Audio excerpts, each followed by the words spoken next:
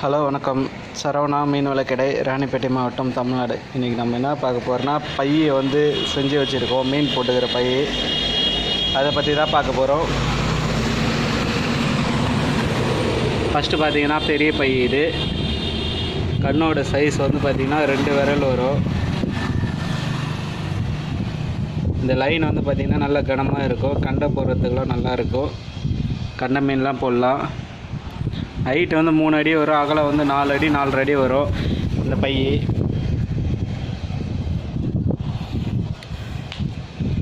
இந்த பை பார்த்திங்கன்னா நூல் வந்து மெலிசாக இருக்கும். விரல் வந்து ஒரு விரல் சைஸு.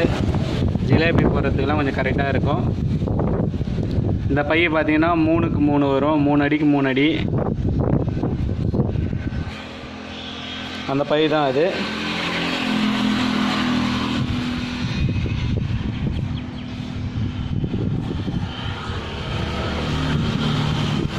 இந்த பை எவ்வளோ ரேட்டு வரும்னு நீங்கள் கரெக்டாக சொன்னீங்கன்னா, ஃபஸ்ட்டு 2 பேருக்கு பார்த்தீங்கன்னா பையை வந்து ஃப்ரீயாக தர மாதிரி இந்த டைம் ஐடியா பண்ணி வச்சுருக்கேன்.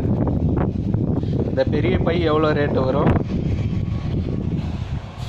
இந்த சின்ன பை வந்து எவ்வளோ ரேட்டு வரும். இதுவும் பெரிய பை தான். இந்த பை தனியாக சின்ன கன்று, இது எவ்வளோ ரேட்டு வரும். 2 பேர் கமெண்டில் சொல்லுங்கள் எவ்வளோ ரேட்டு வரும்னு.